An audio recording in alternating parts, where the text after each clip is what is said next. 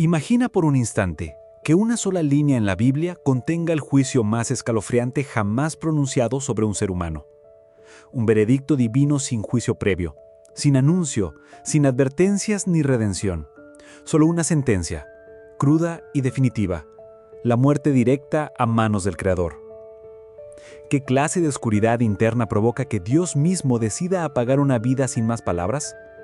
No se trata de un enemigo de Israel, ni de un pagano blasfemo. El protagonista de esta historia pertenecía al pueblo escogido. Era uno de los suyos. Su nombre aparece apenas como un susurro entre genealogías y relatos familiares, enterrado en una porción casi ignorada de las Escrituras. Pero ese pasaje, envuelto en silencio, resuena como un trueno eterno. Un alma fue juzgada y apartada por Dios mismo.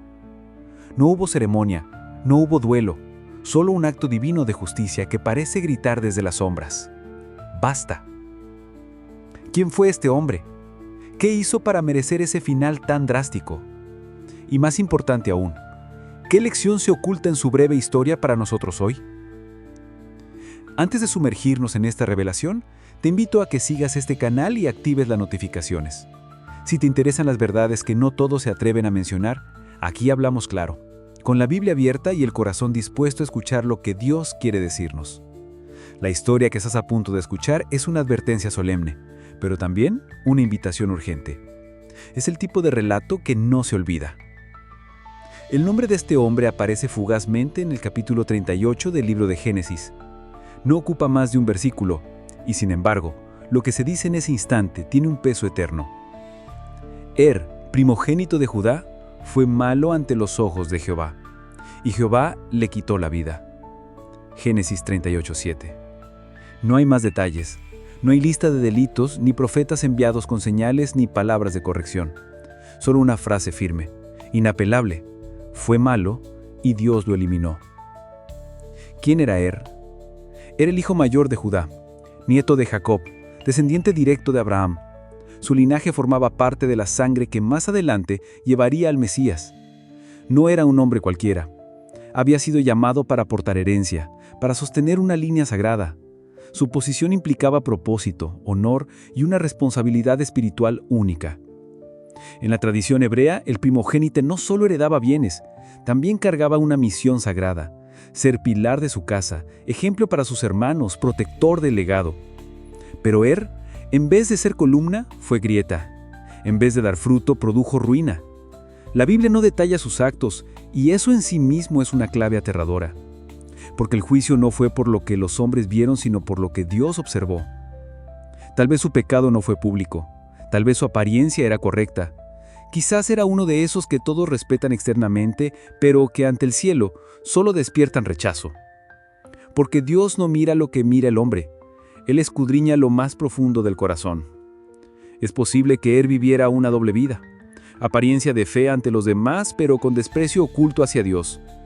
Puede que menospreciara su llamado, que tomara la gracia como algo trivial, que jugara con el favor divino como si fuera algo heredado e intocable. Y cuando el corazón se endurece al punto de no querer arrepentirse, ni siquiera cuando el Espíritu susurra, entonces Dios responde con justicia. Lo más estremecedor no es solo que muriera, sino el silencio que lo rodea. No hay llanto registrado, no se menciona un entierro, no hay honor, ni legado, ni memoria digna. Es como si Dios lo hubiera borrado no solo de la tierra, sino del recuerdo, del mapa, del libro de la vida.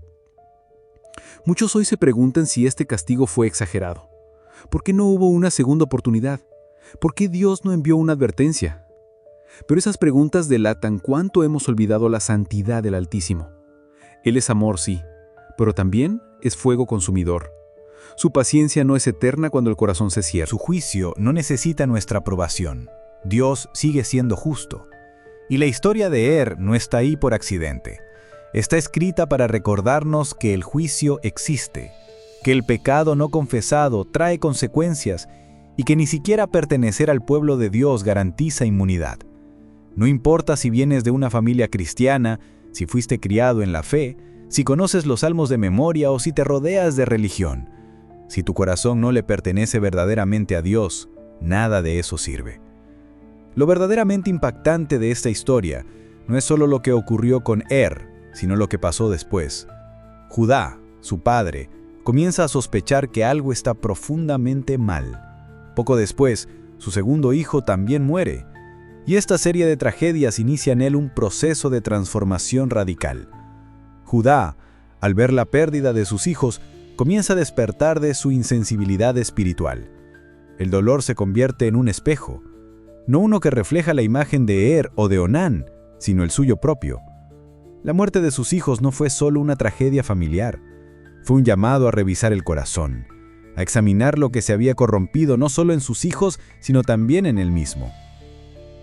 Y en medio de ese caos, Dios sigue obrando, pero lo hace de una forma que nadie esperaba. La historia da un giro desconcertante.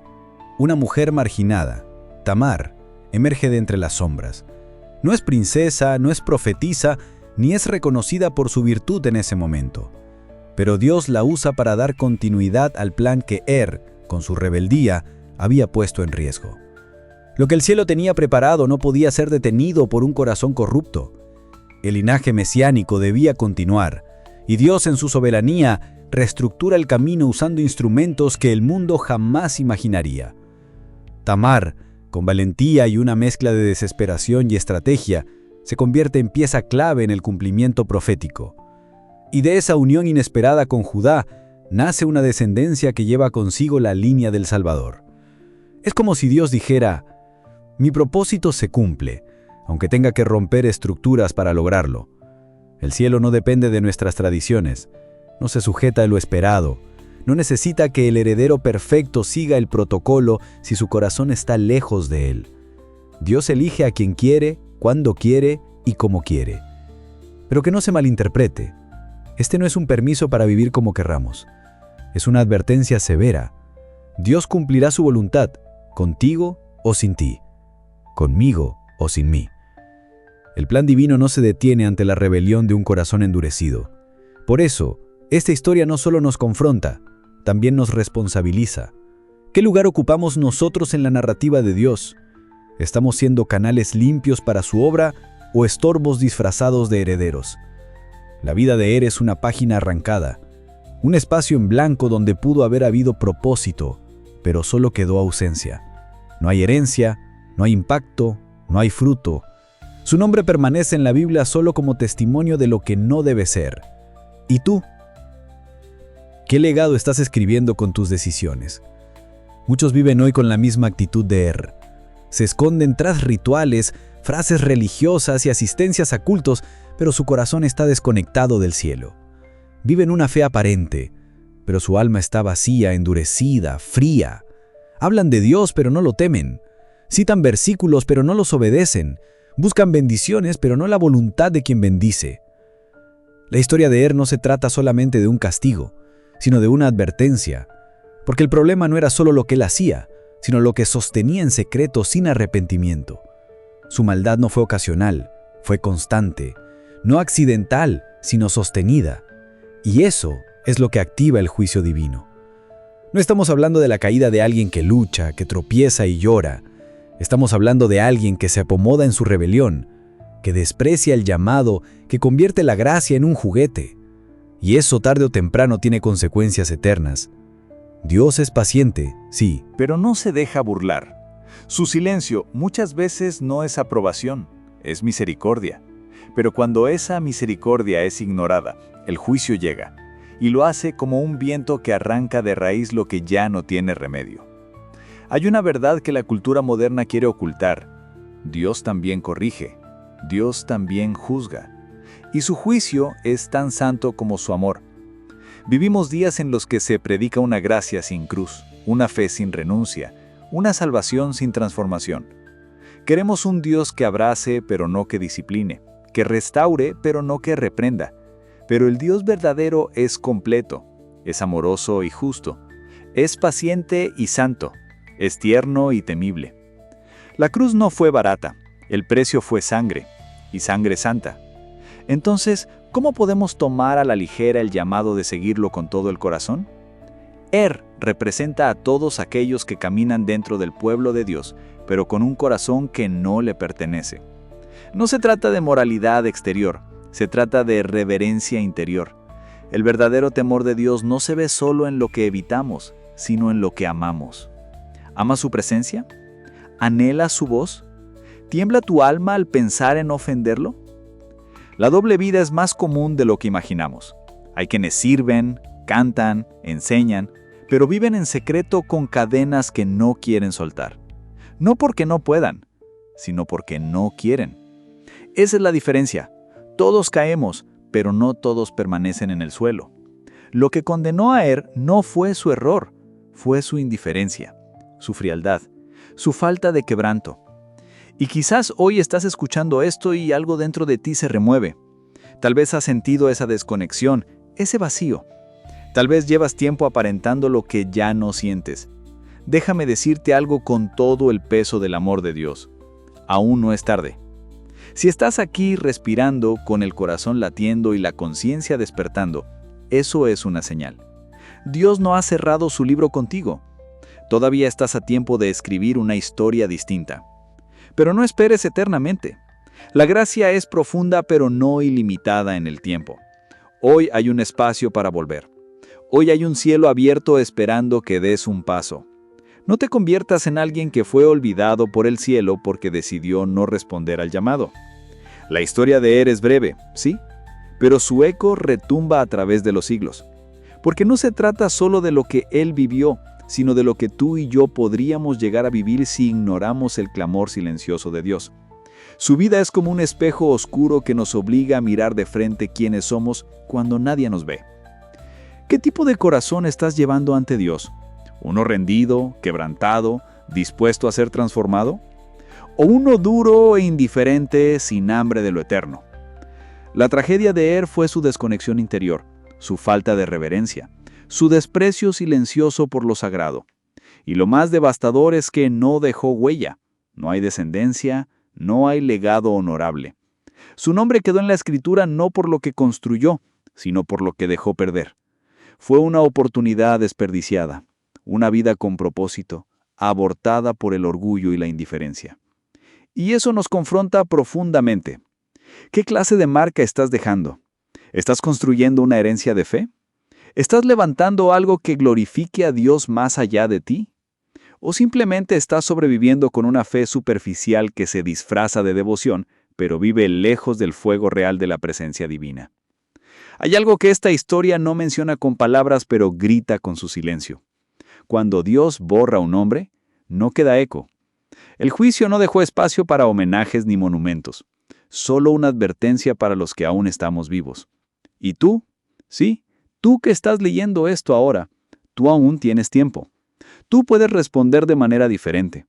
Tú puedes decir, Dios, renuévame, devuélveme un corazón limpio, líbrame de caer en esa frialdad que apagó a Porque lo más glorioso del mensaje del Evangelio es que mientras haya vida, hay esperanza. El mismo Dios que juzga, también restaura. El mismo Dios que cierra libros, también escribe nuevos capítulos. Si hoy sientes que tu alma se ha alejado, que tu amor por Él se ha enfriado, que tu vida se ha vuelto un teatro sin esencia, aún puedes volver.